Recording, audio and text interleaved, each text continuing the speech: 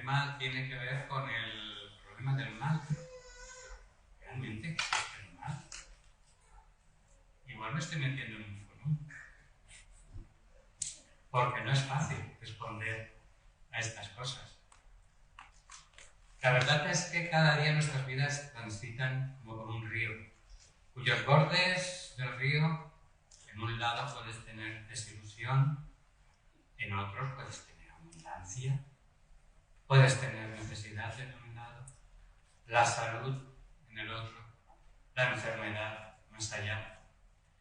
Y todo esto va generando en nosotros decisiones que van desde el triunfo al fracaso, de la verdad a la mentira, del amor al odio. Y si queremos ser sinceros, muchas veces volvemos a encontrarnos con cosas, expresiones con las que no contábamos, cosas nuestras que salen de nuestro interior y nos quedamos sorprendidos y muchas veces nos desilusionamos con nosotros mismos.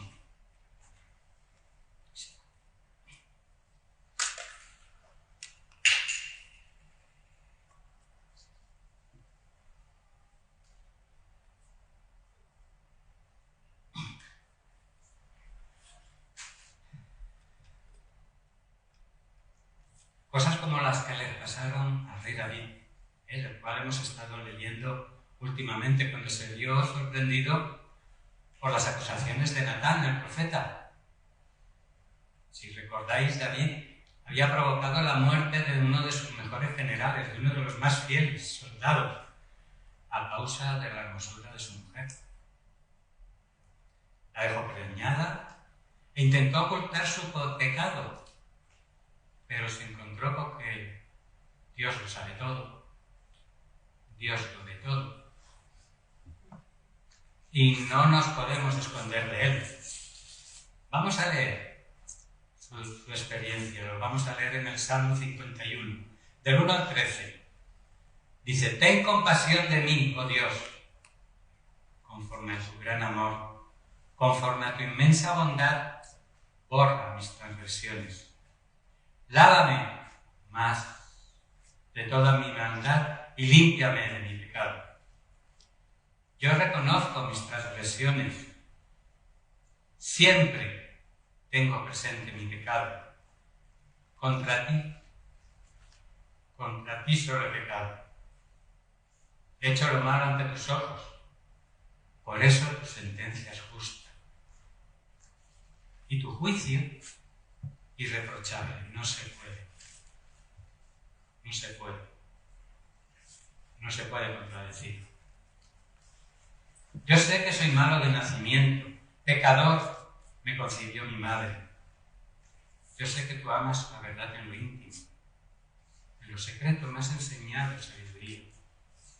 Purifica mis ojos, quedaré limpio. Lávame y quedaré más blanco que la nieve. Anúnciame gozo y alegría. Infunde gozo en estos huesos que has quebrantado. Aparta tu rostro de mis pecados y borra toda mi maldad. Crea en mí, oh Dios, un corazón limpio.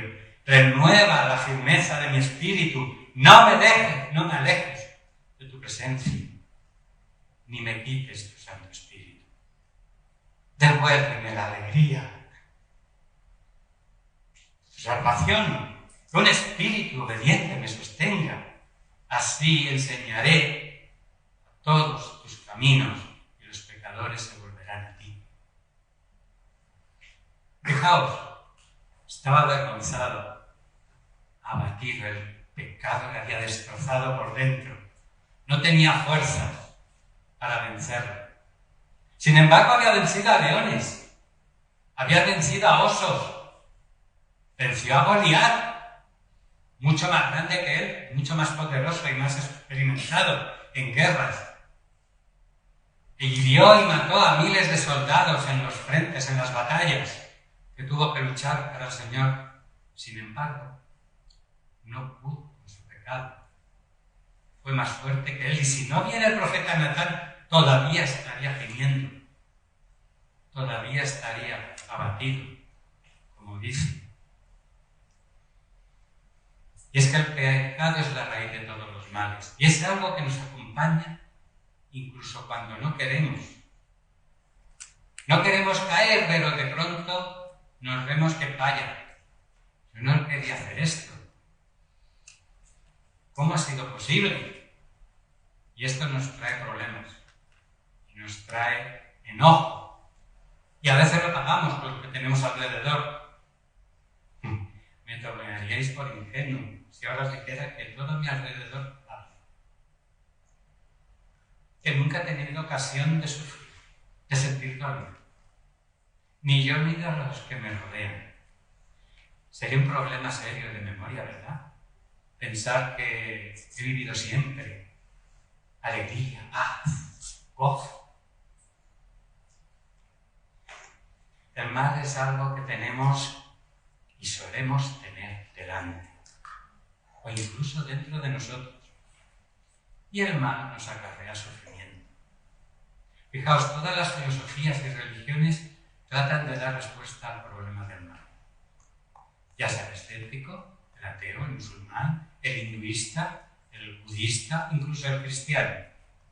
Todos intentan encajar el mal y el sufrimiento dentro de su cosmovisión, es decir, de la manera de ver y experimentar el mundo.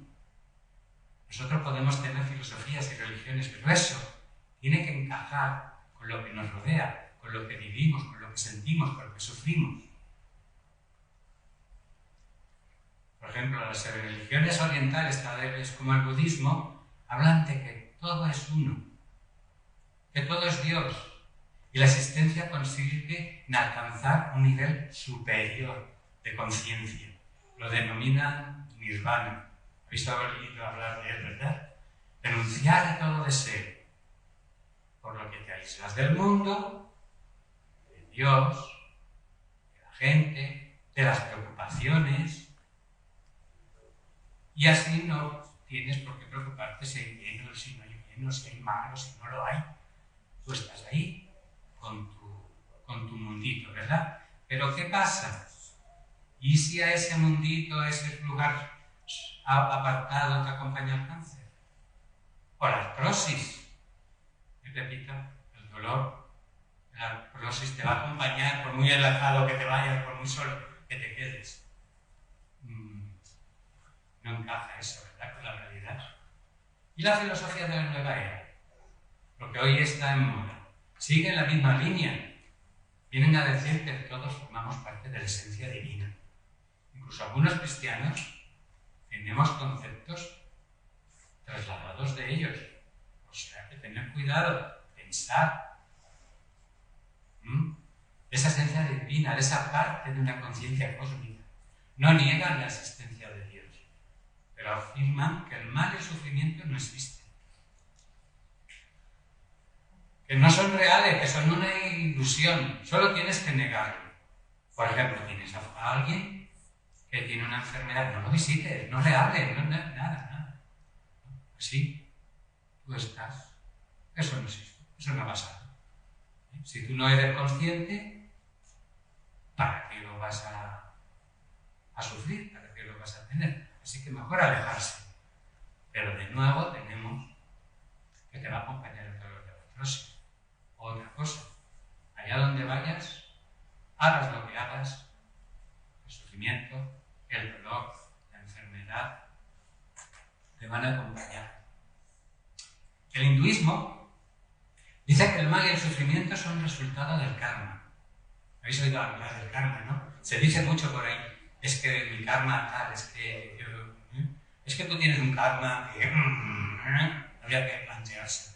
Bueno, pues es una fuerza impersonal de justicia que dicen que operan las leyes de la física y todo, aunque no hay ninguna prueba de ello. Científicamente no está probado, pero bueno, lo dicen. Dicen que haciendo cosas buenas o malas sucederá en base a lo que hayas hecho en vidas pasadas, en la reencarnación. Si una persona ha sido buena o mala en esta vida, en vidas pasadas, nuestra dharma nacerá en una determinada casta, en una determinada escala, pero eso lleva a generar una sociedad basada en castas. En la India hay familias enteras que están obligadas a vivir en la miseria, a sufrir enfermedades y a estar al servicio de otras castas de nivel superior porque tienen un dharma superior, debido a dharmas pasados más positivos o más negativos. Dicen que hay una balanza en el universo. Fijaos, por un lado están los que sufren, los que tienen necesidad. Por ejemplo, un niño tendrá que vivir pasando hambre, pasando frío, pasando enfermedades, muriendo de inanición, mientras que en el otro lado vas a tener a niños que lo van a tener todo, que no van a tener problemas. Y eso se tiene que mantener, eso no se puede deshacer. Por eso, cuando dicen que en la India está ya una de las naciones que tiene mayor producción de vacunas, ese 6% que creo que han dicho los últimos días, que han vacunado, ¿a quién creéis que han puesto las vacunas? A los de aquí. A los de aquí no se te ocurra, porque te apedrean. Como le pongas una vacuna a la que está más, a la de la casta más baja, no me acuerdo el nombre, te apedrean. A los cristianos los persiguen en muchas partes de la India. ¿Pero sabéis por qué? No es por su teología, no es por creer en Dios, es por ayudar a los débiles, a los desamparados, a los hambrientos, a los que tienen enfermedad. Por eso los apedrean y los persiguen. Curioso, ¿verdad? Sin embargo, hay gente que dice, me voy a la India, voy a descubrirme, a ver quién soy. Bueno, vale, vaya bien. Por otro lado tenemos el ateísmo, lo hago con respeto. No me quiero reír de él. Bueno, el ateísmo, ¿qué argumento? Que ya que el mal existe en el universo, Dios no existe. Que las cosas malas existen porque no hay un Dios bueno y amoroso. Algunos escépticos argumentan que en el caso de que existiera Dios, este se ha despreocupado de su creación. Está en otras galaxias, por otras cosas. Por ello el mal no existe. Son cosas que nos pasan. Porque si aceptas que el mal existe, tienes que aceptar que existe el bien. En contraposición al mal, está el bien. Si no, no tiene sentido. Y si existe el bien, existe Dios. No puedes hablar de bien y de mal sin hablar de Dios, porque es el referente. Allá donde vayas, imaginaos, estamos en Etiopía, ¿vale? Y voy y rapto a una niña de 10 años. ¿Vosotros creéis que el padre no sufrirá? ¿Que no pensará que eso está mal? En cualquier parte del mundo piensa que eso está mal, eso es algo que está en nosotros, que hemos recibido. Y de la misma manera que hemos recibido el concepto del mal, hemos recibido el concepto del bien. Y eso no se puede demostrar científicamente, pero es una realidad. ¿Cómo negarla? El filósofo Alvin Plantinga ha indicado que los cristianos creen en 5 premisas básicas acerca de Dios y el mal. Primera, ¿Dios existe? ¿Estamos de acuerdo en eso? ¿Dios es omnipotente? Quiere decir que es poderoso, que lo puede todo, lo puede hacer todo. Dios es omnisciente, lo sabe todo. ¿Y Dios es bueno? Totalmente bueno, es el bien personificado en su máximo esplendor. Pero la quinta, existe el mal. Y dicen que estas afirmaciones no pueden ser ciertas todas a la vez. No puede existir el mal habiendo un Dios bueno. ¿Sabéis cuál es el problema? Que no lo pueden demostrar. No pueden demostrar que ese concepto, que esa afirmación es correcta. A ver, cuando tú haces una afirmación, vas a un juicio. Dice, fulanito es un asesino. ¿Qué tienes que hacer? Presentar pruebas. Pruebas, argumentos, testigos, tal. Bueno, ellos hacen una afirmación, y como estas muchas, pero no se detienen a demostrarlo, a mostrar argumentos. ¿Verdad? Prefieren que sean los cristianos, los que creen en Dios, que presenten sus argumentos y sus pruebas para poder rebatirlas, para poder tal. Y eso a la hora de testificar es interesante que lo tengamos en cuenta. Cuando tú haces una afirmación, la tienes que demostrar. Entonces, a veces lo que es bueno es dar la vuelta a la tortilla. Quiero decir, tú dices que crees en Dios, está bien, pero el otro, ¿qué cree? No, yo creo que no existe. ¿No? ¿Qué pruebas tienes? ¿Qué argumentos tienes? No hay. Los argumentos filosóficos que existen son a favor de Dios, no en contra. No hay. Por lo tanto, desmontar primero su cosmovisión, demostrarles que no es real lo que piensan con lo que existe, y entonces darle una opción buena. Es la de Dios. Hans Denk lo pronuncia fatal, Dice, si él ha sido testigo y pudo haberlo impedido, la culpa es de él. Otra afirmación. Tenemos respuesta. Es mejor que Dios haya dispuesto el pecado y no lo haya impedido.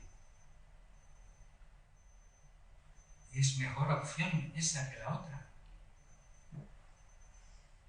No habría podido hacer estos últimos sin forzar o empujar a los hombres una piedra o un bloque. Pero entonces su nombre no habría sido reconocido, ni alabado por el hombre. La razón para permitir el hombre. Al no saber nada del pecado, habrían caído en la soberbia de creerse tan justos como Dios. De hecho, el pecado fue en respuesta a una pregunta, a una afirmación. Seréis como Dios. ¿Veis? Por eso es infinitamente mejor que el pecado haya sido dispuesto y no evitado. Porque el pecado no cuenta contra Dios. Y por grande que sea, Dios puede vencerlo. Lo vencerá. Y lo ha vencido. Para su propia alabanza eterna. Y sin daño de ninguna criatura. Nadie sufrió con la victoria de Jesús en la cruz. Él sí. Ahora, la pregunta que debemos hacer es, ¿Dios evita destruir el mal para preservar a lo mejor? Para detener el mal, tendría que crear seres humanos sin libre albedrío, sin capacidad de responder, de decidir, sin actuar con libertad. No existiría el amor. Pues la elección del momento de la persona estarían sujetas a leyes estrictas. Tendrías que hacer lo que te han dicho que hicieras, nada más, sin cuestionarlas, como a los jefes de las empresas. Para que haya amor, debe de haber libertad de decidir. Que el amor sea espontáneo, libre. Dios quiere amar a personas que le amen. Gran parte del sufrimiento tiene su origen en la acción humana.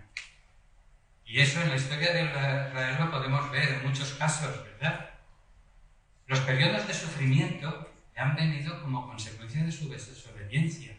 Por ejemplo, el periodo de jueces. Pero con objetivos claros por parte de Dios. Que se volvieran de los ídolos, que se volvieran de la injusticia social y que se volvieran a Dios y a su palabra. La evidencia que brinda la historia y confirma la experiencia de muchos hombres y mujeres señala en esta dirección. El sufrimiento frecuentemente conlleva cierta medida de lo bueno.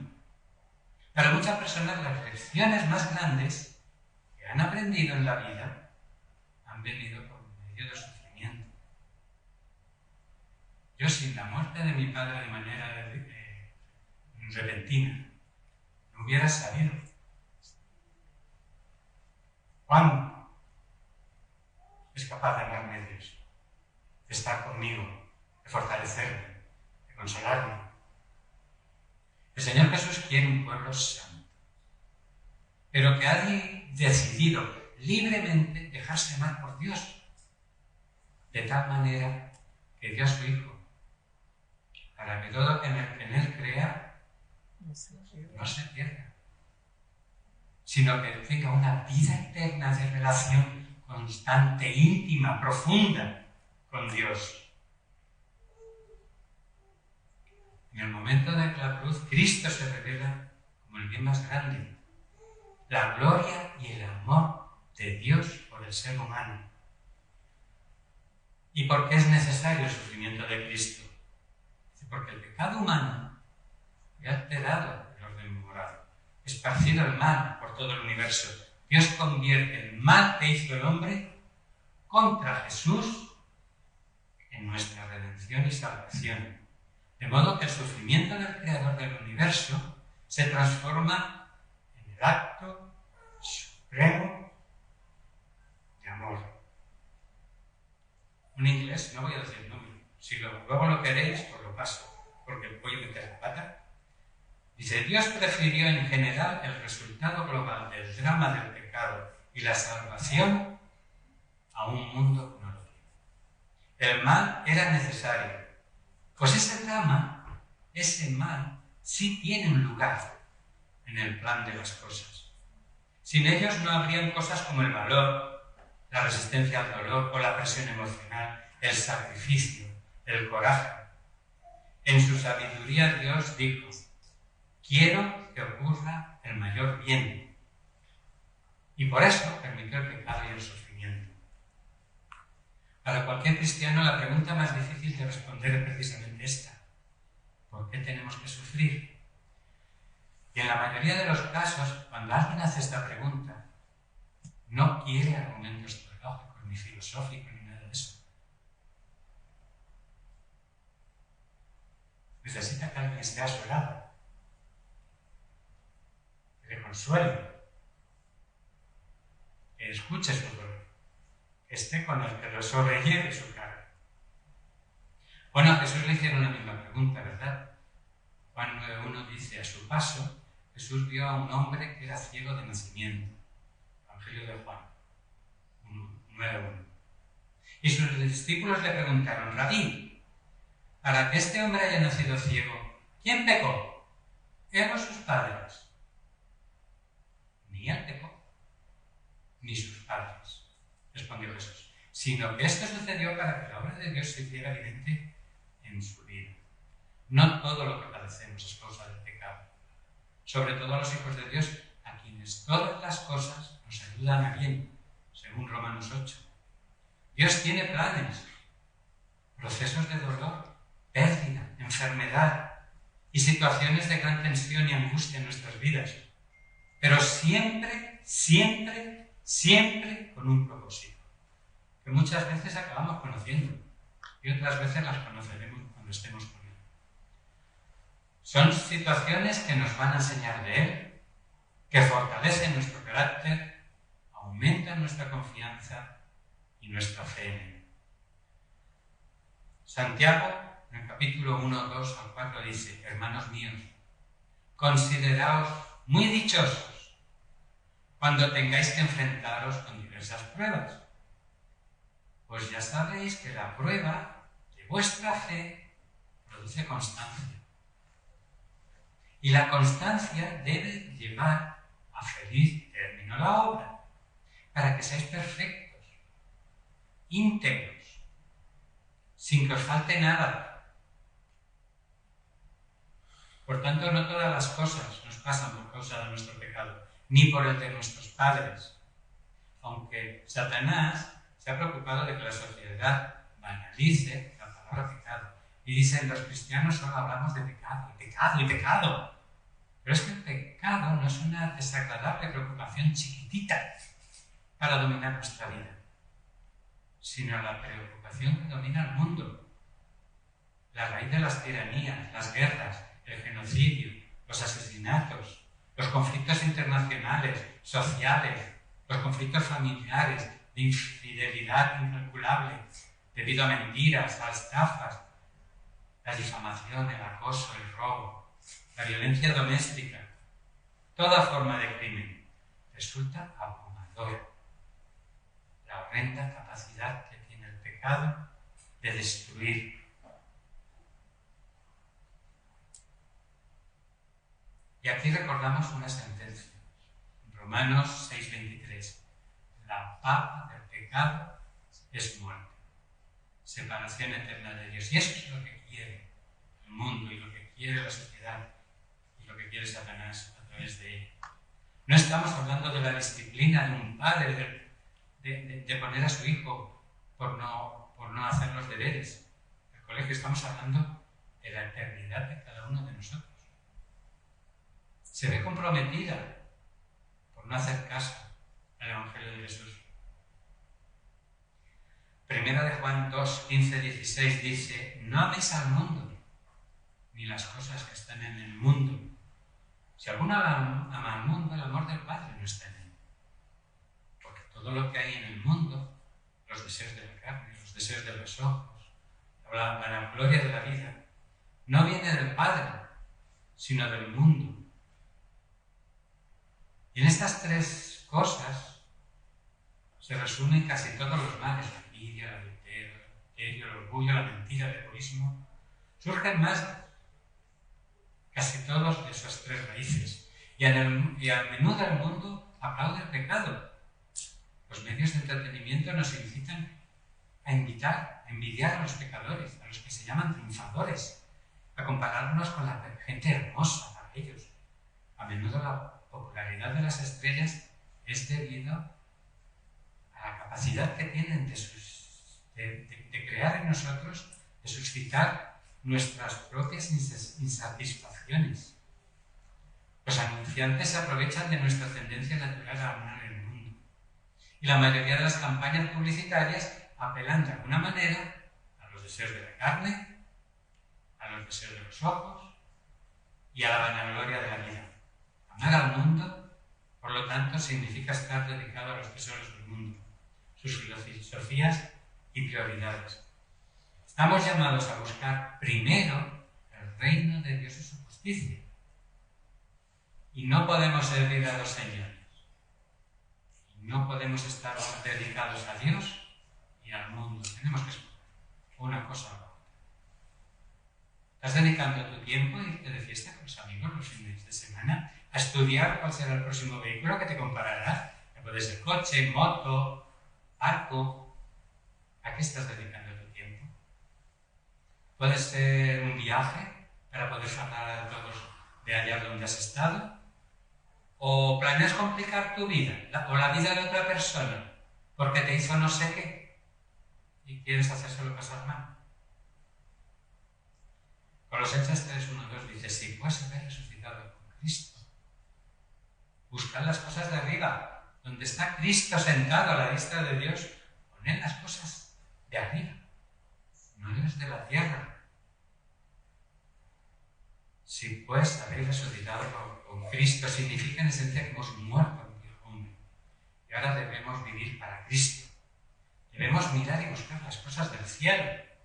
En ninguna manera podemos seguir viviendo pensando solo para lo que tenemos delante.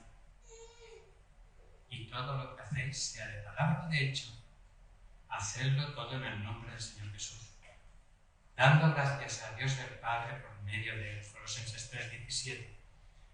Y en el 23 dice: todo lo que hagáis, hacedlo de corazón, como para el Señor y no para los hombres, porque el Señor ha tocado vuestro corazón.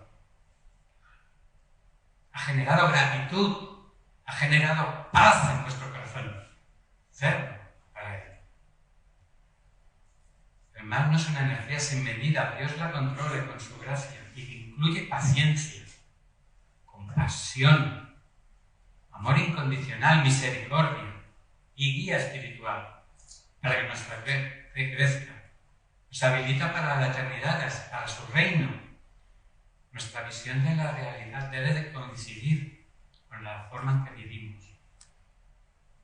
Y el mensaje de Cristo, con su muerte y resurrección, responden a esa realidad en que vivimos. Esta semana leímos 2 de Samuel, ¿verdad? Unos cuantos. Me encanta una traducción de 2 Samuel 14:14. Dice, todos moriremos algún día. Nuestra vida es como agua derramada en el suelo, la cual no se puede volver a juntar, pero Dios arrasa con nuestra vida. No arrasa con nuestra vida, sino que idea la manera de traernos de regreso cuando hemos estado separados de Él. Dios sigue llamando a personas, a seres humanos en todo el mundo, a que acepten su perdón y la vida eterna que Él ahora, para Él y para toda la eternidad. Y también está llamando a ti en estos momentos. Vamos a reflexionar con el Salmo 32, del 1 al 7. Dice, dichoso aquel a quien se le perdonan sus transgresiones, a quien se le borran sus pecados. Dichoso aquel a quien el Señor no toma en cuenta su maldad y en cuyo espíritu no hay engaño. Mientras guardé silencio, mis huesos se fueron consumiendo por mi gemir de todo el día. Mis fuerzas se fue debilitando con el calor del verano, porque el día y la noche su mano pesaba sobre mí. Pero te confesé mi pecado y no te oculté mi maldad. Me dije, voy a confesar mis transgresiones al Señor. ¿Y tú? Perdonaste mi maldad y mi pecado. Por eso los fieles te invocan en momentos de angustia. Caudalosas aguas podrán desbordarse, pero a ellos no les alcanzará. Tú eres mi refugio. Tú me protegerás del peligro y me rodearás con cantos de liberación.